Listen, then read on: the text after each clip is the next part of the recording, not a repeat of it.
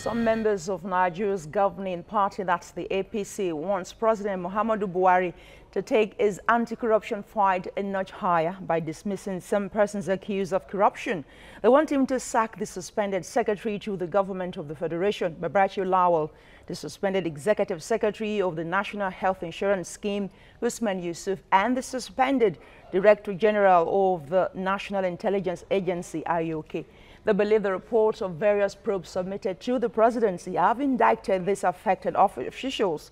With me in the studio to look at this is the public affairs analyst, Yemi Saka. Many thanks for joining us, Yemi. Thank you. It's nice being here. Yeah, let's start with the scorecard given to this administration in terms of the fight against corruption. Let's just start from there before we go to specifics. Well, I probably will be indicting this administration, not that they've not taken the fight to the end of where they should take it to the core people, but at some point you accuse them of being sentimental, you accuse them of giving some people preferential treatment. It's not spread across board, and that's why we might say, let's call them a 40, they're about percent of 100. 40%, that's okay. Below average. Below average, personal, it's a pass mark, really, just a pass mark. And that's a 40. D. It adds a D, yeah, it is a pass mark, but it's D anyway, it is. DE, it's still a pass mark. Okay, so now let's go to the specifics now. Babachir Lawal, IOK, Usman Usman Yusuf. Yes, sir. The APC, as it is, already indicted these officials by saying that the reports given to the presidency already indicted these officials. Are they telling us what we think we should know? Well, if this is a matter that's in court, we probably would say that will be based sub judice, but it's not in court. We can just preempt. Nobody has seen the details of the report, and that's one thing many are frowning at. You ask yourself. Except, of course, they said, according to what we just read now, they said those reports indicted them. So maybe they've seen what we have not seen. Between you and I, the report is still classified. It hasn't been declassified, so nobody knows the contents of it. But some members of the APC shouting, crying that they want the president to act is just because they're looking at 2019. Oh. If I'm a member of the APC, I would do the same, because we, as a government, as a party, we campaign. We are here to fight corruption, and we seem to be chasing every other person apart from us. And there's this saying that charity begins from home. Okay. So where is it where we can start from within the APC? And it's an indictment on the fight on corruption. It casts a huge dent and doubt on the credibility of this administration in its commitment to fight corruption. If it is an administration, why campaigning? It was, I think it was reported at some point that President Muhammadu Buhari, during one of his campaigns, said he probably won't look at corrupt practices or corruption acts or what have you before his administration. But from his administration, under his watch, he would make sure that there's nothing that's like corruption. But we've seen Babachir Lawal, fantastic grass cutter with almost 250 million naira. We've seen DIG Oke with an orphaned millions of dollars in Osborne Towers. You've seen the NHIS Secretary, Usman, I think at the age of, is it now than 50 million thereabout? And now there's the MENA gates we're still discussing. So you ask yourself, is this government administration serious about corruption? Or is they just fighting every other person believed, perceived to be corrupt that is not in the APC? Okay, but why do you think the government has refused to make these reports public? Well, the last former administration of President Goodluck Jonathan was accused of running a kindergarten presidency. My own opinion is the presidency we have right now is a private one. My personal opinion, that's why you probably have this confused, or probably discordances coming out from the presidency. It's like a private affair. The kitchen cabinet, what have you. I'm not going to say the cabal because I didn't vote for the cabal. There's nothing like the cabal. We voted for President Muhammadu Buhari. And it should act. If it doesn't act, there's 2019 coming around the corner.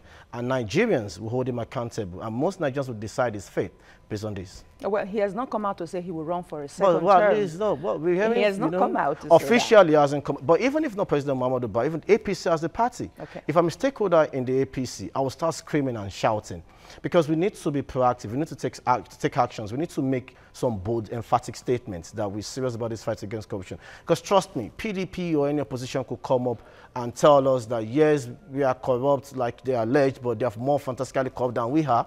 And they come up with this call, with these events and untreated, unaddressed, swept under the carpet issues, and they might just get a day. And it took the opposition almost 16 years to get to the center. Yes. And you can't just want to squander it just 4 years because some 5, 6 people became untouchables. Okay, but if we go by what you said earlier, that the call for the sack of this man is just the jostle for 2019, do you think Nigerians can see, reading between the lines and understand, okay, these people might not just be serious about this, but they just want our votes again? No, it's not just they're not serious about it, because whether you like it or not, every issue in this country is around politics and security. Okay. The national security has to do with politics. The budget has to do with everything is all about politics. And the survival of Nigerians and Nigeria as a sovereign nation is all about politics too. Okay. And beyond that, it's even if it's just for the sake of 2019, they're serving the interest of Nigerians, whether you like it or not. Because if these people are really indicted and they dance the music, juju, reggae, or Afrobeat, what have you, it sends a loud signal and a loud message out there that Nigerians are ready to do things in the same way, the right way, and the normal way. Some people will argue that this, if according to you, I'm quoting you now, that this is just for 2019. Yeah, because that if you won't indict them, if you won't sack them before now, until you're ready to go and ask for people's votes again, that something is wrong somewhere. No, that's another angle to say, because if you don't sack them now, and let's say 2018, November, December, you're now dusting the report and acting on it.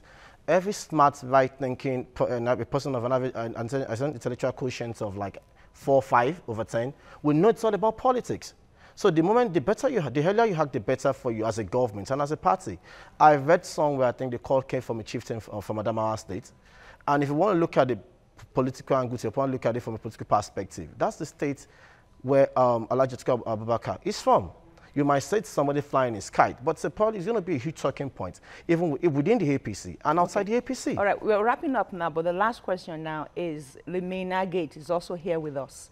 Who do you think whose head should roll, really? Well, not just whose head should roll, because Garba Shehu said something which I found that as an insult to the intelligence of an average Nigerian, blaming the PDP for it.